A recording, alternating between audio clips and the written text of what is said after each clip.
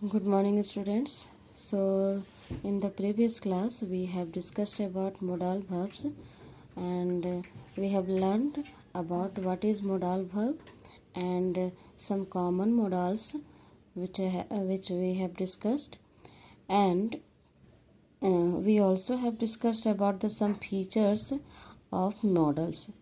And the first one feature says that कि modals never used alone, it always used with a principal verb. ये हमेशा principal verb के साथ use होता है. And the second one feature says modals are always followed by the base or first form of verb. तो जब भी किसी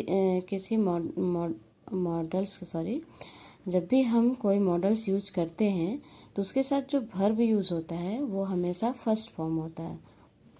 वर्ब के 5 फॉर्म्स होते हैं, जिसमें से पहला form, second form, third form की लिस्ट आपको दी गई थी और आपने याद भी करा था. तो उसमें हम सीखा कि मॉडल वर्ब जब भी यूज करेंगे तो उसमें हम वर्ब का पहला फॉर्म यूज करेंगे. And we also discuss about the use of can. Can का मतलब होता है सकता हूँ, सकती हूँ, ये मैं कर सकता हूँ या मैं कर सकती हूँ. इस तरह का अगर यूज होता है किसी सेंटेंस में तब हम कैन का यूज़ करते हैं. और इसके एवज में हमने सीखा था कि एबिलिटी या सजेशन या फिर रिक्वेस्ट, इस तरह की चीज़ें को दर्शानी हो किसी सेंटेंस में, then we will use can. ठीक है. And the second one thing we have discussed about use of could. Could जो है कैन का ही पास्ट टेंस है. जब हम कर सकता था, कर सकती थी, इस तरह के कोई सेंटेंसेस आते हैं तो पास्ट के रूप में कैन का यूज़ ना करके कुड यूज़ किया जाता है. और जब हमें पॉसिबिलिटी या रिक्वेस्ट या फिर पोलाइटनेस, अपनी विनम्रता को दिखानी हो तो हम यूज़ करते हैं कुड.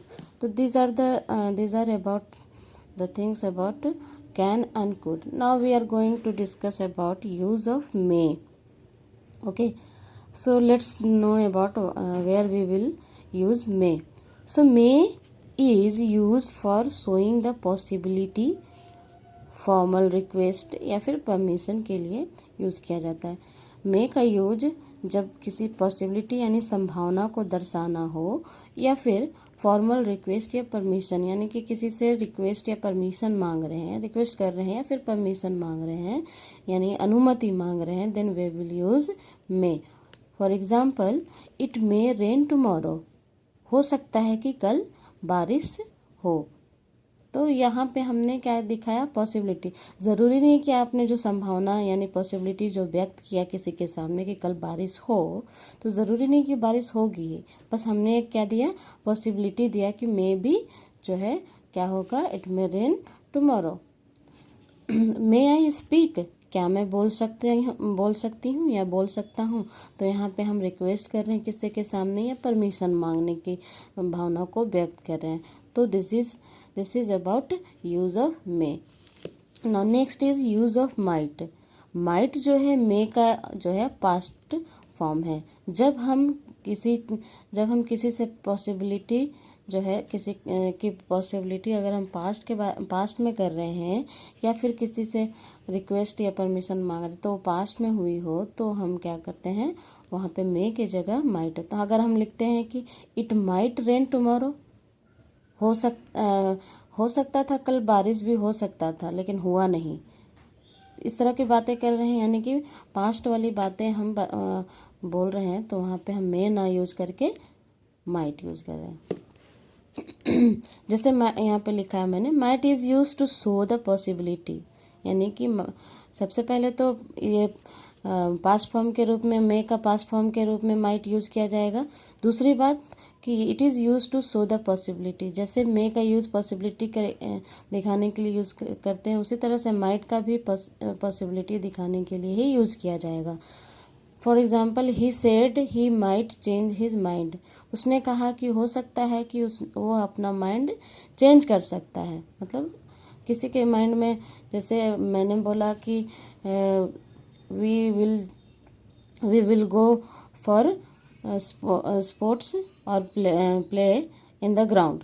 हम लोग जो है ग्राउंड में जाएंगे, लेकिन हो सकता है कि अगर मैंने बोल दिया तो हमारा माइंड चेंज भी हो जाए। तो इस तरह की जब अगर बातें करते हैं, it might change his mind या it might change my mind, हो सकता है कि मेरा माइंड बदल भी जाए। तो इस तरह की बातें करते हैं तो ये देखिए पास्ट फॉर्म को दिखाता है। ठीक है, पास्ट फॉर्म ऑफ मे, यानी कि जो बातें पहले हुई हो, और माइट तो आप जान रहे हैं कि ये पास्ट वाली यानी कि पहले वाली बात जो है अगर हुई हो और उस बात को अभी हम दर्शा रहे हैं कि मैंने बोला तो था लेकिन हो सकता है कि मेरा माइंड बदल भी गया हो। तो इस तरह की बातें करते हैं तो हम माइट यूज़ करेंगे। Okay, you purse sorry you नहीं योर, यहाँ पे हम लोग योर लिखेंगे। So your purse might be in the living room, तुम्हारा पर्स हो सकता है लिविंग रूम में हो। यहाँ पॉसिबिलिटी को हम दर्शा रहे हैं, संभावना व्यक्त, जरूरी नहीं है कि आपका पर्स जो है लिविंग रूम में मिले ही, बट हो सकता है कि आपके पर्स कहाँ हो, लिविंग रूम में हो। तो यहाँ पे हम अपने पॉसिबिलिटी को हमने दर्शाया। तो ये क्या कहता है, यहाँ पे हम यूज़ ऑफ माइट का प्रयोग करेंगे। Now next is must. Must का मतलब होता है अवश्य। जब कोई चीज़ें अवश्य करनी है तो हम वहाँ पे क्या करते हैं, अवश्य, ये चीज़ें तुम्हें अवश्य करनी चाहिए, वो चीज़ें तुम्हें अवश्य करनी चाहिए। तो इस तरह की अगर बातें होंगी देन हम लोग का क्या यूज़ करेंगे, must. Let's read about the must. Must is use for showing the obligation, जब हम किसी को सुझाव दे रहे हैं, certainly that something is true, या फिर कुछ ट्रू बातें हैं उसके बारे में कुछ बातें कर रहे हैं, then we will use what, must. For example, you must obey the law. हम यहाँ पे सॉरी ऑब्लिगेशन मीन्स कर्तव्य होता है। You must obey the law, तुम्हें जो है नियम को, लॉ को ज़रूर फॉलो करना चाहिए, अवश्य फॉलो करना चाहिए। तो इस तरह की बातें हम बता रहे हैं, यानी कि हम अपने किसी के कर्तव्य को बता रहे हैं। जब गवर्नमेंट ने कुछ रूल बनाए तो उसको फॉलो करना हमारा कर्तव्य बनता है। तो यहाँ पे हमने कर्तव्य को दिखाया, ऑब्लिगेशन को दिखाया। तो in this case we will use must, हमने मस्ट को यूज किया। यू मस्ट, तुम्हें जरूर या फिर तुम्हें अवश्य करना चाहिए, ओबे क्या, पालन करना चाहिए, द लॉ, क्या चीज़ का पालन करना चाहिए, नियम का पालन करना चाहिए। Now next is it must be dark outside, ये जरूर बाहर जो है क्या होगा, ये अंधेरा होगा। ठीक है, ये जरूर बाहर, जरूर से बाहर में अंधेरा होगा या फिर अवश्य बाहर में अंधेरा होगा। तो certainly that something is true, कुछ हम जान रहे हैं कि अभी रात है तो हमें पता है कि बाहर का जो वेदर होगा वो क्या होगा, डार्क होगा और या फिर लाइट होगा। इस चीज़ों के बारे में हमें जानकारी पता होती है। तो ये ट्रू के बारे में, इस तरह के कुछ ट्रू या किसी फैक्ट्स के बारे में बता रहे हैं तो वहाँ पे भी हम क्या लगाएंगे, मस्ट लगाएंगे। अब है मस्ट नॉट। मस्ट नॉट को हम लोग इस तरह से भी लिख सकते हैं। तो मस्ट नॉट का यूज़ यानी कि अवश्य नहीं, जरूरी नहीं इस करना चाहिए, अवश्य नहीं करना चाहिए, इस तरह की कुछ बात होंगी तो हम यूज़ करेंगे मस्ट नॉट। पढ़ते हैं इसको। It is use for provision,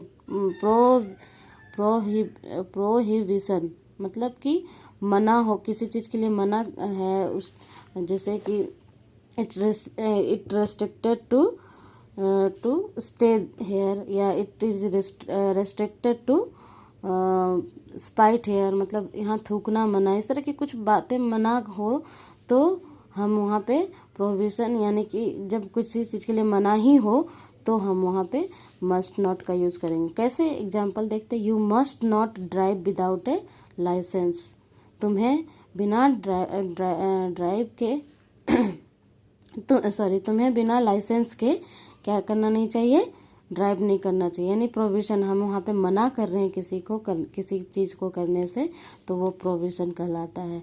you must not smoke in here, तुम्हें अवश्य यहाँ पे क्या नहीं करना चाहिए, स्मोक नहीं करना चाहिए, धूम्रपान नहीं करनी चाहिए। तो जब हम किसी बात के लिए किसी को मना करना चाह रहे हैं तो वहाँ पे हम क्या लगाएंगे, मस्ट नॉट लगाएंगे। Now next is use of should. Should का मतलब होता है चाहिए। इस तरह का सेंटेंस जब भी आए तो वहाँ पे हम क्या यूज़ करेंगे, शुड लगाएंगे। जैसे तुम्हें यह करना चाहिए, तुम्हें, जैसे मस्ट का अवश्य करना चाहिए, और मस्ट में सिंपली ये तुम्हें करना चाहिए, ये तुम्हें नहीं करना चाहिए। इस तरह की सेंटेंस होंगी तब हम क्या लगाएंगे, शुड। तो should is used for advice. जब हम सलाह देंगे किसी को तब हम शुड का प्रयोग करेंगे। तो पहला सेंटेंस एग्जाम्पल में कहता है you should eat green vegetable. यहाँ पे हम किसी को सलाह दे रहे हैं कि तुम्हें क्या करनी चाहिए, हरी सब्जियाँ खानी चाहिए। You should quit smoking. तुम्हें धूम्रपान करना छोड़ देना चाहिए। तो यहाँ पे हमने ये दोनों बातें हमने सिर्फ सलाह कही, सलाह दी किसी को। ज़रूरी नहीं है कि आपके बोलने से वो स्मोकिंग छोड़ देगा, ज़रूरी नहीं है कि आपने कहा कि तुम्हें हरी सब्जियाँ खानी चाहिए तो खाएगा ही। यहाँ पे हमने सलाह दिया तो सलाह के केस में हम शुड यूज़ करेंगे। Now you have to do learn and write discuss in the session. All this, यहाँ पे जो भी इस सेशन में हमने डिस्कस किया उस चीज़ को आपको लर्न करनी है एंड राइट करनी है। That's it for today. Thank you so much students.